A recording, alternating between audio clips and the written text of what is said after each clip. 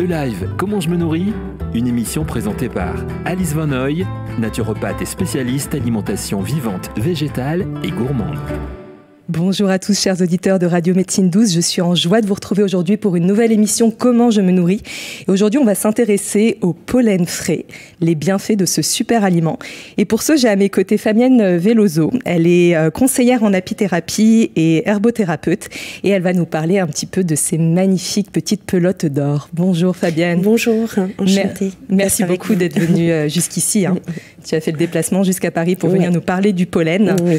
Donc toi, tu as fait une formation en herbothérapie. Oui. Et tu es vraiment passionnée par tout ce qui concerne la ruche en règle générale, c'est ça? Exactement. Voilà, j'ai été initiée en fait aux produits de la ruche par Patrice Percy-Ducerre, qui a fondé la société Pollenergie en 98, voilà, et qui donc a fait tout un travail en fait de prospection sur les pollens, sur les propolis, et qui nous a initiés, voilà, au sein de l'entreprise à tous les produits de la ruche. Et donc aujourd'hui, on va faire un gros zoom sur le pollen. Donc au sein de la société Pollenergie, vous proposez un pollen qui est particulier parce qu'il est frais, il n'est pas séché. Et peut-être que pour commencer, pour guider un petit peu les auditeurs, on peut rappeler qu'est-ce que c'est que le pollen en fait au sein de la ruche, parce qu'on a le miel, on a la propolis et le pollen. Alors qu'est-ce que c'est? Alors le pollen, à l'origine, en fait, c'est la semence mâle des fleurs. Voilà. Et donc les plantes ont besoin en fait de messagers pour porter justement ces semences mâles. Donc il y a les graminées, les conifères qui ont choisi le vent. Donc là on parle de pollen anémophile, donc qui n'est pas récolté par les insectes, et c'est lui qui a ce fort pouvoir allergisant qui provoque les rhinites allergiques, le rhume des foins. Le pollen dont on parle aujourd'hui, c'est un pollen récolté par les insectes, donc par les abeilles majoritairement, puisque c'est là qu'on va puiser, c'est à la ruche qu'on va puiser ce pollen, et on parle de pollen entomophile. En fait, c'est une sorte de... Le pollen, c'est une façon pour les plantes en fait de pouvoir se reproduire, donc c'est un moyen d'attraction en fait de la plante pour les insectes. Ces abeilles en fait vont venir chercher du pollen pour nourrir leurs petites larves. C'est l'aliment protéiné de la ruche. Elles en ont absolument besoin pour faire grandir leur couvain. Le pollen est aussi important que le miel, on en parle peu, mais finalement dans la ruche, il a toute son importance et il va permettre en fait de renouveler les générations et de faire grandir la colonie, de la maintenir en vie. Et le fait justement de venir récolter ce pollen, est-ce que ça n'est pas priver justement la colonie de leur alimentation principale? Alors, justement, les apiculteurs font toujours un travail en fait d'équilibriste, en fait, et toujours des prélèvements modérés justement. Donc, d'ailleurs, on dit que les apiculteurs visitent les ruches, c'est pas par hasard, puisque au cas par cas, en fait, même pour le miel, ils prélèveront seulement ce que la ruche peut supporter. Pas question pour eux d'affaiblir les colonies qui le sont déjà largement par d'autres pressions environnementales. Donc, ils vont juste prélever ce qui va permettre à la colonie en fait de continuer à vivre normalement. Donc là, par exemple, pour l'apiculteur qui va choisir de produire du pollen, il ne demandera pas à la ruche de produire en même temps du miel, par exemple. Voilà, ce sera un choix de production à un moment donné. Parce que pour produire le pollen, il faut équiper la ruche en fait d'un système de grilles et de trappes en façade. Et les abeilles, quand elles vont rentrer en fait de leur collecte de pollen, elles vont passer par des petites grilles en plastique, se contorsionner et laisser échapper une partie de leur pelote en fait dans un tiroir que l'apiculteur va ensuite prélever. D'accord. Voilà. Donc une ruche ne peut pas produire et le miel et le pollen. Non, c'est vraiment plus raisonnable en fait de se consacrer à une seule production, puisque plus de butineuses seront mobilisées pour aller chercher du pollen, et celles qui seront mobilisées pour aller chercher le nectar qui évoluera ensuite en miel en fait. Ce miel servira vraiment à nourrir la colonie. Il n'y aura pas d'excédent, en fait. D'accord. Et donc, tu expliquais que l'abeille va passer par une petite grille et vous allez ensuite récolter les petites pelotes de pollen. Oui. Est-ce que tu peux nous en dire un petit peu plus sur ce moment de récolte? Comment ça se passe exactement? Alors, en fait, donc déjà, je vais vous parler un petit peu de l'abeille, comment elle procède, en fait, parce que c'est important. Elle va, avant de partir récolter le pollen sur les fleurs, elle va ingurgiter des gouttes de nectar qu'elle va stocker dans son jabot et après elle part et de fleur en fleur, elle va déchirer les petits sacs qui renferment le pollen. Elle va quasiment quelquefois même se rouler dans la fleur pour récolter un maximum de grains et ensuite quand elle vole, sur ses pattes en fait, elle a des peignes et des brosses Et elle va accumuler ces grains de pollen en pelote et elle va régurgiter des gouttes de nectar. Ça, on va voir que c'est une étape super importante pour la richesse nutritionnelle des pollens et former ces fameuses pelotes qu'elle va stocker dans ses corbeilles. Une fois ces 2 corbeilles remplies, elle rentre à la ruche. C'est là où elle laisse échapper une partie de ses pelotes. Bien sûr, une partie sera naturellement amenée jusqu'au couvain pour que la ruche puisse continuer à se développer. Et l'apiculteur, donc, récolte le pollen. C'est là où il y a, en fait, traditionnellement, le pollen a toujours été séché. C'est pas pour mal faire, en fait. C'est parce que le pollen est un produit très instable à température ambiante. C'est un aliment vivant par excellence. Et donc, il a beaucoup de nutriments qui vont continuer à évoluer. Donc, si on le laisse sans protection ou sans traitement particulier à température ambiante, on va voir rapidement une apparition de flore, une flore de levure, de moisissure. Donc, les apiculteurs, pour pouvoir commercialiser ce pollen, étaient contraints de le sécher. Maintenant, en fait, chez Pollenergie, on a développé un procédé breveté et le pollen est congelé, en fait, dès la récolte par l'apiculteur pour éviter le séchage. C'est la seule alternative au séchage. Et ensuite, il est acheminé chez Pollenergie par transport en froid négatif. Et ensuite, on le conditionne en barquette sous atmosphère contrôlée. Voilà. Quand on entend comment obtenir une petite pelote de pollen, on se dit que c'est un véritable travail d'orfèvre, en fait. Et on se rend parfois pas compte tout le travail qui est demandé lorsqu'on consomme notre cuillère de pollen le matin au petit déjeuner. Et en fait, c'est vraiment tout un parcours qui est mené par l'abeille pour pouvoir déguster ces petites boules d'or, en fait. Exactement. Vraiment, on peut parler d'un trésor. Ouais. Et donc, vous, chez Pollenergie, donc vous travailler avec différents apiculteurs qui vont justement récolter ce pollen et le congeler le plus rapidement possible. Donc ça demande en fait une attention de chaque instant dès que l'abeille revient avec un petit peu de pollen, de tout de suite le congeler. Est-ce que c'est... Ça peut attendre 48 heures en fait. D'accord. Donc voilà. Et souvent en fait les apiculteurs branchent les trappes pendant la floraison en fait qui les intéresse, parce que chez Pollenergie on a une attention toute particulière aussi sur l'origine florale en fait de nos pollens, et donc l'apiculteur va brancher ses trappes en fonction de la floraison de telle ou telle plante. Voilà. Et donc le séchage, si séchage il y a, normalement c'est fait sous quelle chaleur? C'est une chaleur douce qui permet de conserver un maximum les nutriments, ou ça va dépendre encore une fois Il y a différents traitements, mais c'est souvent ça peut même atteindre les 40 degrés. Et même à ces températures, en fait, les éléments vivants du pollen vont être détruits. Voilà, à cette température. Donc c'est ça, en fait, qui est très embêtant. On s'est rendu compte que, en fait, en partant d'un super aliment vivant, on rendait le pollen inerte, en fait, en le séchant. Il n'est plus du tout porteur de vie, comme il peut l'être quand il est congelé à l'état frais. Voilà. Et en fait, chez Pollenergie, on a développé aussi un procédé breveté. Donc c'est la congélation dès la récolte. Donc le pollen contient très peu d'eau. Donc la congélation, ça n'altère pas du tout le pollen. Il n'y a pas du tout ce phénomène de formation de cristaux de glace ou autre qu'on peut retrouver dans la viande, les légumes. Ça lui convient très bien. Mais après, pour qu'il puisse voyager, donc on le met en barquette sous atmosphère contrôlée. Et ainsi, il peut voyager 7 jours à température ambiante sans être abîmé. C'est vrai que ce qui est génial quand on ouvre une barquette de vos pollens frais qui ont été congelés, qui sortent du congélateur, on n'a pas du tout cet aspect d'un aliment qui a été congelé. On a une vraie onctuosité, un vrai côté moelleux, très gourmand.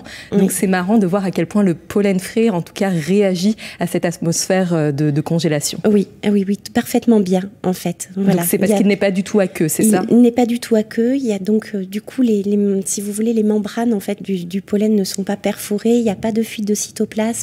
Il n'y a aucune altération dans la matrice naturelle du pollen. Donc on est vraiment sur un super aliment qui est récolté avec un énorme respect vis-à-vis de la ruche. On ne prive pas la colonie d'abeilles de son alimentation principale. C'est vraiment fait de manière complètement étudiée. Complètement respectueuse. Et on essaye de restituer justement cette richesse originelle aux consommateurs. Eh ben, attardons-nous un petit peu plus justement sur les propriétés nutritionnelles du pollen. Donc il y a différentes variétés, ça on en parlera après. Mais en règle générale, qu'est-ce qu'on trouve comme qualité nutritionnelle au pollen et qui fait que ça en fait un super aliment à introduire au quotidien? Oui, effectivement, c'est bien. Enfin, c'est vrai qu'il y a un tronc nutritionnel commun à tous les pollens qui sont récoltés par les insectes, donc par les abeilles notamment. C'est les insectes pollinisateurs les plus importants en fait. Et donc, ces pollens ont un intérêt nutritionnel immense. Comment expliquer? Parce qu'en fait, ça s'explique par la fonction même du pollen, qui est une fonction en fait de porter la vie, de reproduction. Et donc, les plantes ont donné en fait 98% des richesses inhérentes au pollen entomophile. D'abord, il y a la richesse en protéines végétales pour pouvoir séduire donc justement ces abeilles pour qu'elles puissent venir butiner. Elles l'ont doté de protéines végétales. Donc, tous les pollens ont en moyenne 20% de protéines végétales. L'aubépine peut en avoir jusqu'à 24%. Et un gros point positif, c'est que tous les pollens contiennent tous les acides aminés essentiels. Donc ça va constituer une source vraiment importante pour constituer des protéines complètes, en fait, de notre alimentation. Donc c'est vrai que ce sont des produits très intéressants pour les personnes végétariennes ou flexitariennes. Oui, ce qu'on peut rappeler peut-être au niveau des acides aminés essentiels, c'est que pour former une protéine complète, il faut les 8 acides aminés essentiels, sur un nombre au total de 20 acides aminés à peu près. Il faut les 8 acides aminés essentiels pour avoir une protéine complète. Et donc c'est merveilleux que le pollen contienne ces 8 acides aminés essentiels. Voilà, ils vont contribuer au cours de la journée à apporter ces protéines complètes à l'organisme. Ensuite, la plante a pensé à tout, puisque justement ces grains de pollen sont porteurs de vie, et donc pour pas qu'ils soient abîmés pendant le transport justement sur le corps de l'insecte, elle a conçu en fait une enveloppe extrêmement solide, donc l'enveloppe des grains de pollen qui est très riche en fibres. Voilà. Et tout autour, elle a fait comme un manteau protecteur en fait, qu'on appelle aussi le pollen kit, qui est un manteau constitué de lipides et qui va renfermer aussi beaucoup d'antioxydants. Et ça, c'est une grande force des pollens. Donc, on va retrouver des polyphénols, des vitamines, des flavonoïdes, voilà, qui vont venir protéger lors du transport pour éviter que le grain de pollen ne soit écrasé, voilà, et son contenu abîmé. Et ensuite, donc, ce qui est important, c'est que le grain de pollen puisse se reproduire. Et donc, il a une forte richesse en vitamines du groupe B et en enzymes, pour que ce grain de pollen ait le potentiel en fait pour germer lorsqu'il se retrouve sur l'organe femelle reproducteur d'une autre fleur de la même espèce. Et donc tout ça, ça va contribuer à ce que le grain de pollen donc, puisse former ce tube pollinique et pour qu'il y ait reproduction et fructification. Donc ça, c'est vraiment ce qui est apporté par les plantes. Donc des protéines, des acides aminés essentiels, des fibres, des lactoferments, pardon, j'anticipe, c'est pas encore, des antioxydants, beaucoup de vitamines du groupe B, excellentes pour l'équilibre psychique. Et ensuite, il y a la contribution des abeilles qui sont de formidables pharmaciennes et qui font un travail assez formidable en fait. Tout à l'heure, on parlait de la récolte en fait des grains de pollen par les abeilles. Quand elles régurgitent des gouttes de nectar, elles ensemencent en fait les pelotes de lactoferments. Ces lactoferments, là aussi, elles les élèvent en fait sur le nectar qui est destiné à être transformé en miel. Ces lactoferments sont présents pour éviter la fermentation alcoolique et on va les retrouver dans le pollen, dans les pelotes de pollen, et dans notre organisme, ils vont agir comme de véritables probiotiques. Voilà. Donc, ce qui fait que certains de nos pollens en contiennent d'ailleurs plus que d'autres, donc vont être plus intéressants justement pour cet aspect d'équilibre intestinal, d'équilibre intérieur. Voilà, mais c'est une des grandes forces des pollens. Donc on a à la fois les prébiotiques et les probiotiques. Donc sachant que les prébiotiques sont la nourriture des probiotiques, voilà. Donc on est vraiment sur un super aliment. Super aliment très complet en fait, et unique en fait dans le règne végétal. Et c'est vivant, en fait, comme tu le disais, il y a énormément d'enzymes. Donc ça, ce sont vraiment les petits soldats qui vont prôner la vie en nous, et voilà. Qui sont les éléments indispensables à la vie. Tout à fait. Donc c'est un aliment vraiment vivant, le pollen, quand il est frais en tout cas. Est-ce qu'on peut, après le séchage, constater une perte enzymatique, même s'il est en dessous de 40 degrés ? Même un séchage doux, en fait, tous les lactoferments disparaissent. Et tous les lactoferments, les enzymes disparaissent en fait. Vraiment, ça rend le pollen inerte. Beaucoup de substances antioxydantes aussi qui sont sensibles et de vitamines sensibles à la chaleur disparaissent lors de ce traitement. Donc c'est vrai on a deux produits complètement différents et qui ne sont plus assimilables non plus de la même façon. Le pollen sec, en fait, son enveloppe est durcie. Ça va durcir les fibres. Et du coup, il ne va pas libérer son contenu à l'intérieur de l'organisme. Alors que le pollen frais, en fait, il n'y a pas du tout ce phénomène. Et naturellement, dans le corps, il va se réhumecter et livrer tout son contenu à l'organisme.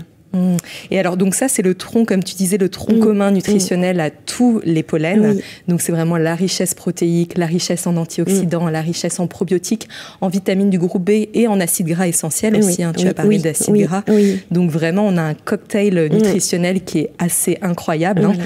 Et donc, ce pollen-là, il se conserve au congélateur. Donc, on peut sortir la quantité dont on a besoin au quotidien et le consommer. En tout cas, quand on l'achète dans le commerce, quelle est la meilleure façon après de le conserver? C'est tout de suite de le mettre au congélateur ou il peut rester une journée dans le frigo, par exemple, si on est dans un endroit où il n'y a pas de congélateur? Oui, sans problème. En fait, on peut même nous, on l'envoie, on l'expédie via la poste. Voilà. Donc, en fait, il peut voyager comme ça jusqu'à 7 jours.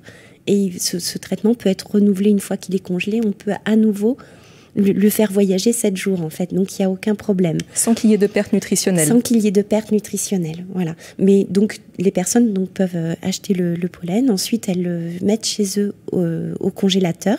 Et ensuite, tous les matins, elles peuvent en prélever une cuillerée à soupe. Il y a certaines personnes aussi qui tiennent beaucoup, en fait, à prendre 3 cuillerées à soupe qu'elles mettent dans un bol, juste recouvert d'un film, surtout pas d'un film alimentaire, je dis des bêtises, d'un papier essuie-tout, voilà, pour que le pollen puisse respirer. Mais 3 jours, c'est le maximum, en fait, vraiment.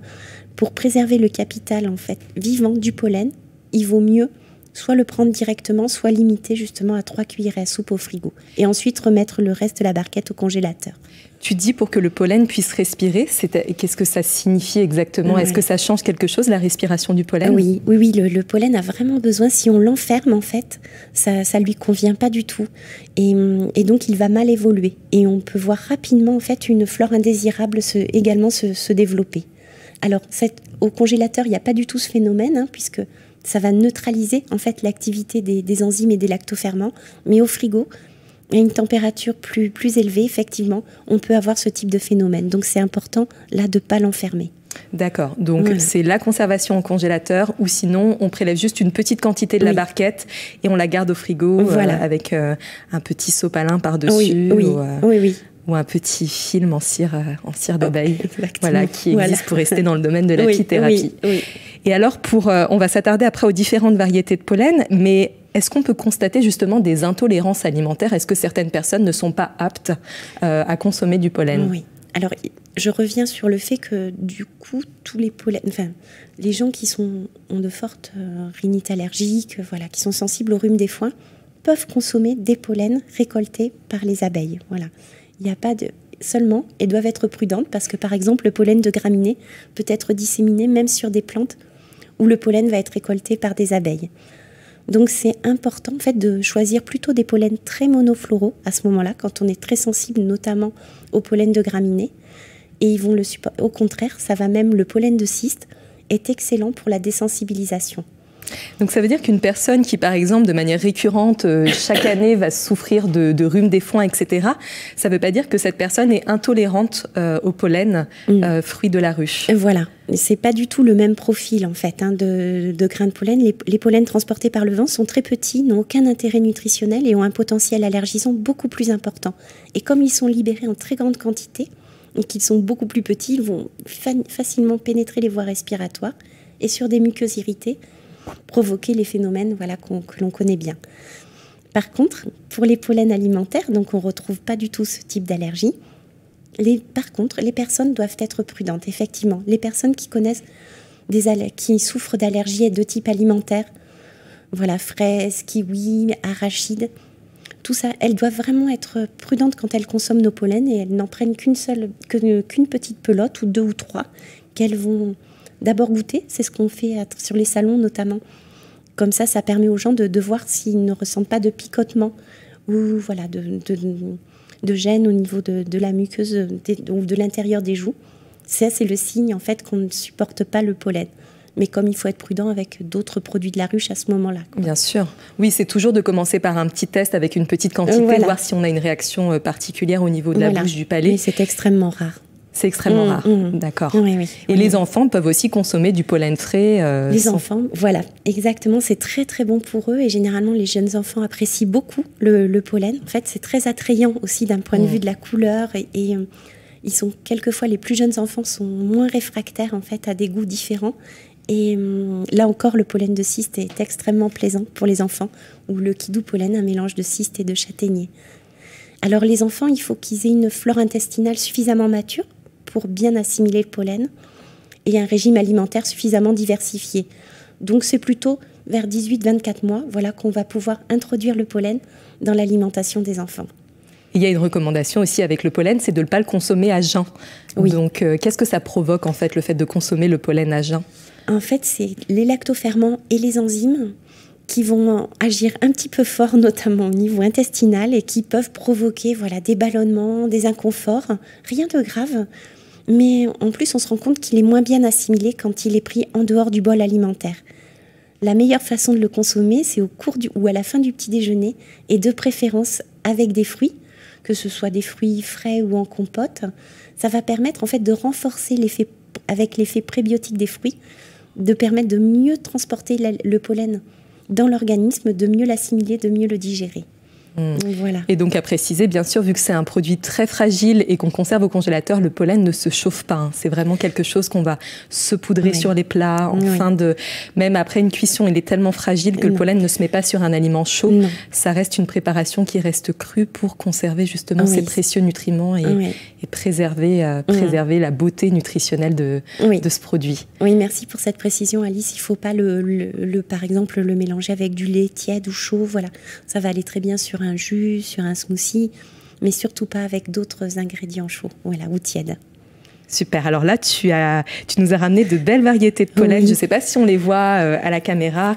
Donc, il y a le cyste que tu nous as ramené tout à l'heure, là, qui n'est plus présent sur le plateau, mais il y a le pollen de châtaignier ronce, pollen, aubépine, châtaignier, cyste mélangé. Donc ça, c'est une synergie que vous créez chez Pollenergie qui s'appelle Effipollen. Donc voilà, vous avez le pollen de saule fruitier, le pollen d'aubépine. Alors, c'est vrai que pour vous avoir vu régulièrement sur des salons, généralement, quand les gens viennent et n'ont jamais goûté de pollen, vous commencez toujours par le pollen de cyste. Je me trompe ou pas ? Oui, c'est vrai. Alors, c'est un des plus appréciés, donc on triche un petit peu, parce que les gens sont généralement un petit peu surpris, parce que c'est des goûts vraiment qu'on n'a pas l'habitude. Donc voilà, les papilles sont vraiment étonnés. Mais le cyste, en fait, est un pollen très acidulé. Donc, il a quelque chose de très plaisant, de très fondant. Voilà, il y en a un autre qui est vraiment très apprécié. Mais généralement, il y a deux écoles. Il y a le pollen de châtaignier aussi, qui est excellent, qui a un goût de miel beaucoup plus prononcé, beaucoup plus capiteux, mais aussi très, très intéressant. Voilà. Et les autres pollens, après, sont aussi très bons. Voilà. C'est juste une question, en fait, d'habitude. Et puis... généralement, les gens ont tendance aussi à se diriger vers les pollens dont ils ont besoin. Voilà. Et ils se font très vite au goût, parce que leur action est vraiment très, très bénéfique. Oui, puis gustativement, c'est vrai qu'on voyage quand on déguste les pollens. Si on peut conseiller aux auditeurs de se rendre parfois sur les salons, vous faites la plupart des salons biologiques. Et là, on a l'occasion de goûter tous les pollens. Et c'est vrai qu'en fait, ça reste un véritable super aliment qui vient enrichir gustativement de nombreuses recettes crues. C'est vraiment très agréable et très plaisant. Moi, personnellement, je suis une amoureuse du pollen. Je trouve ça délicieux, notamment le pollen de cyste. Mais c'est vrai qu'on se rend compte que selon les périodes qu'on traverse, ou les moments de l'année, on a envie de saveurs différentes et on peut être attiré par différents pollens. Donc c'est très intéressant de voir à quel point l'intelligence de notre corps et de notre palais nous guide généralement vers le pollen qui nous correspond le mieux. Et ben là, je te propose qu'on fasse un petit zoom parce que chaque pollen, avec leur tronc nutritionnel commun, a des particularités nutritionnelles. Par exemple, on dit que le pollen d'aubépine, c'est le pollen du cœur. On va vraiment avoir des propriétés bien spécifiques selon les pollens. Donc, est-ce qu'on peut faire un petit zoom sur tous ces pollens qui sont présents ici ? Oui, bien sûr. Voilà, donc il y a cette matrice naturelle dont on a parlé tout à l'heure, voilà, avec une synergie de micronutriments vraiment qui va très très bien fonctionner. Et chaque plante, en fait, va emmener des spécificités. Donc, on a parlé beaucoup du pollen de cyste qui, lui, en fait, va contenir le plus de lactoferments. Donc, le plus bénéfique, en fait, sur la flore intestinale. Donc, idéal contre les dysbioses, notamment. Et puis, c'est un pollen qui contient aussi beaucoup de vitamines E et de caroténoïdes. Donc, il fait un très beau travail aussi sur l'épithélium intestinal. Il va permettre, en fait, de renforcer les jonctions serrées de l'intestin et de contrer la porosité. Donc vraiment, c'est pour ça qu'il va aussi diminuer les états inflammatoires, qu'il est particulièrement recommandé pour les personnes allergiques ou pour les personnes qui souffrent de maladies chroniques de l'intestin. Voilà. Donc ça a vraiment un effet de cicatrisation de la muqueuse intestinale. Exactement, voilà. Et ça va apaiser en fait, voilà, et reconstituer un microbiote. Voilà. Et ce qui fait qu'en fait, les gens, quand ils prennent notamment le pollen de cyste, en fait, ils vont être très vite gagnés par une grande vitalité. Et ça vient directement, en fait, c'est ça. C'est vraiment se ressourcer de l'intérieur avec un rééquilibrage, en fait, de la sphère intestinale. Et donc, ça fait un formidable travail, justement, sur le dynamisme, le moral. Et les gens témoignent souvent qu'ils ont envie à nouveau de faire des choses. Et le pollen aussi permet, ce pollen particulièrement, de renforcer les défenses naturelles. Donc c'est vraiment quelque part un peu la star des pollens frais, le pollen de cyste. Alors, je voudrais pas non plus que les autres en pâtissent. Mais c'est vrai que c'est, en tout cas, même moi qui conseille parfois le pollen, j'ai tendance toujours à diriger soit vers le pollen de cyste, soit vers le pollen de châtaignier, qui sont aussi gustativement des pollens qui sont doux et qui ont un côté très gourmand, très réconfortant, très cocooning. Donc, c'est vrai que sans les mettre sur un piédestal par rapport aux autres pollens qui ont des atouts tout aussi intéressants, mais c'est vrai que pour une entrée de jeu, pour des personnes qui n'ont encore jamais consommé de pollen frais, ça reste 2 pollens qui sont vraiment très séduisants pour commencer, je parle d'un point de vue gustatif, mais aussi nutritionnel, pour commencer l'aventure de la cure de pollen. Et souvent, d'ailleurs, on recommande des cures de 6 semaines, donc une barquette de 250 grammes, ça correspond à 3 semaines de cure, et souvent, le pollen de première intention, c'est le pollen de cyste, ce qui va nous permettre de, même si ensuite le deuxième pollen est différent, on profitera bien mieux des bienfaits de ce second pollen grâce au pollen de cyste. Mais par exemple, donc du coup, le pollen de châtaignier que tu disais réconfortant, c'est pas étonnant. En fait, c'est un pollen qui contient beaucoup de vitamine B6, du tryptophane, 2 précurseurs de la sérotonine, et c'est un pollen légèrement euphorisant. Voilà, donc c'est vraiment le réconfort moral. Idéal à avoir. Ouais. Et très antioxydant aussi, et très très protecteur. Alors, si je ne me trompe pas, j'ai entendu dire que le pollen de châtaignier était le pollen de la femme aussi. Est-ce que c'est... Oui, exactement, oui. C'est un pollen aussi qui est très riche en phytostérol, voilà, et qui va aussi aider, voilà, pour protéger, enfin, pour amener, en fait, dans des périodes de déséquilibre hormonal, il va contribuer doucement, en fait, à ce rééquilibrage, voilà, à différentes périodes, en fait, de la vie d'une femme.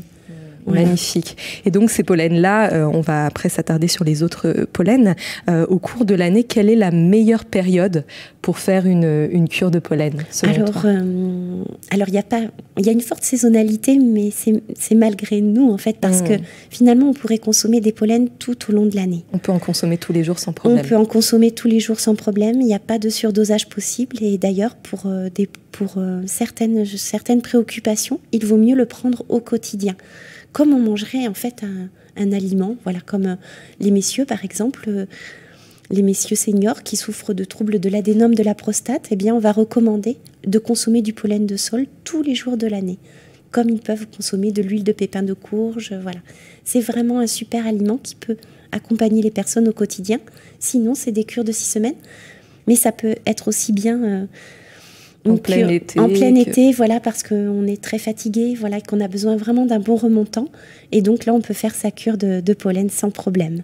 Et la posologie idéale pour commencer ? C'est une cuillerée à soupe, voilà. Pour les personnes plutôt sensibles, voilà, qui ont tendance à avoir un transit rapide ou autre, on va conseiller au départ une cuillerée à café et puis s'habituer tout doucement pour passer ensuite à une cuillerée à soupe.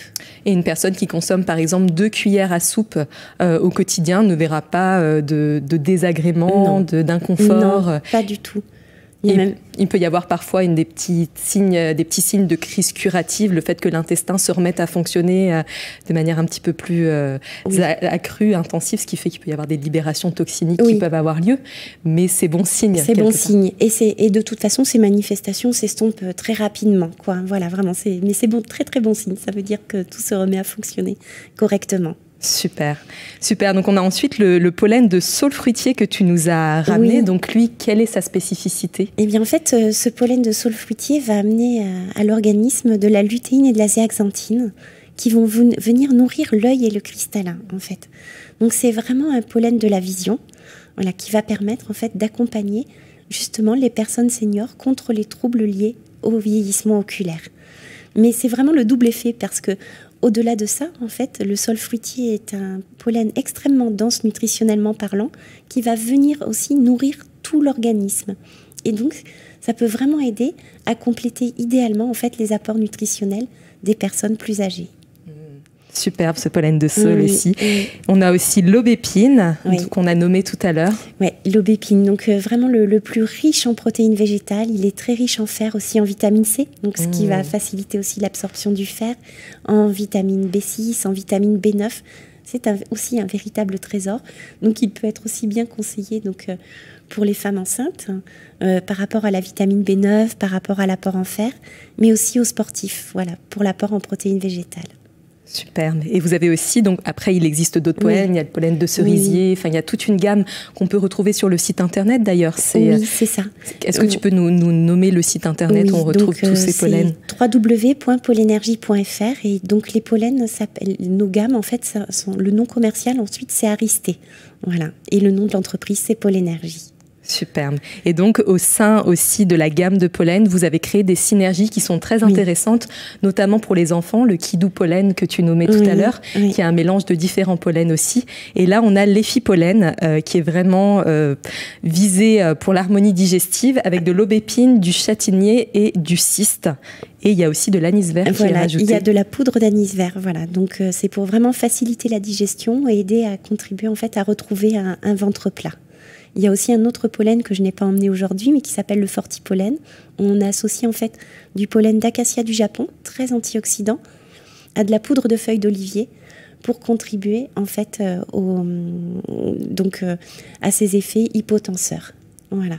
Magnifique. Et toute cette gamme de pollen, donc on peut la retrouver en magasin bio. La plupart des magasins bio le proposent au rayon surgelé. Et voilà, c'est ça qui est important à préciser, puisque donc voilà, nos pollens en fait c'est un peu leur originalité, leur force, la congélation, mais un petit peu leur faiblesse parce que les gens ne s'attendent pas forcément à retrouver du pollen au congélateur. Mais pourtant, c'est bien là qu'il se trouve. Et voilà. Et donc, il faut pas hésiter en fait à tester. Voilà, c'est important parce que c'est vraiment, ça reste un aliment complexe, mais qui a été fabriqué vraiment, élaboré par les abeilles et que nous n'avons pas du tout modifié. Voilà, notre travail, vraiment, c'est un travail de passeur, finalement, et de restitution, en fait, de ce trésor nutritionnel. Oui, c'est un magnifique super aliment à découvrir. Et donc, on peut soit le retrouver en magasin bio ou même le commander via votre site internet. Et c'est envoyé dans un petit colis protégé. Voilà. Et après, il y a juste à le mettre au congélateur. Il voyage sans problème. Donc, voilà, pas de souci. Alors, on va inviter les auditeurs à vivre l'expérience de découverte du pollen frais. Est-ce qu'on peut juste leur donner une petite recette simple, ludique pour ceux qui veulent se lancer dans une petite cure de pollen? Est-ce qu'il y a une petite idée de consommation, une recette qui peut être très sympa à faire au quotidien pour leur donner l'inspiration avec le pollen frais? Oui, alors en fait après on peut tout à fait par rapport aux fruits, en fait on peut tout à fait conseiller le pollen saupoudré donc sur je cherche le nom. Une banane écrasée. Une banane écrasée, voilà, je pensais à la recette du miam aux fruits. Du miam aux fruits, voilà, de France Guillain. Ça donne vraiment d'excellents résultats. Et c'est un aliment, en fait, du coup, ça donne une recette très complète. Et le pollen apporte aussi des fibres et des protéines qui vont aider à atteindre en fait la satiété, voilà, et ne pas souffrir en fait de ces fringales par exemple de 11 heures ou autre. Donc avec le miam aux fruits c'est vraiment excellent. Donc du pollen frais avec une banane écrasée. Et c'est vrai que sur le site internet, alors moi j'ai eu la joie aussi de créer des recettes pour vous avec le pollen frais. On a mis en ligne bien sûr, donc superbe recette. Oui. Merci beaucoup. Mais en tout cas vous pouvez retrouver ces recettes donc sur le site internet aussi. Notamment il y a une recette de vinaigrette. On peut rajouter le pollen dans une sauce vinaigrette, dans un smoothie, dans un gâteau cru. Donc en fait il y a 1001 manières d'utiliser le pollen frais pour que ce soit ludique, gourmand, à une seule condition, c'est de ne pas le chauffer. Encore une fois, on reprécise ça. Oui, mais donc si vous voulez découvrir toutes ces recettes, n'hésitez pas à vous rendre donc sur le site de pollenergie.fr. Et puis nous, on vous dit à tout bientôt pour de nouvelles aventures autour des produits de la ruche. Merci. Merci beaucoup Fabienne.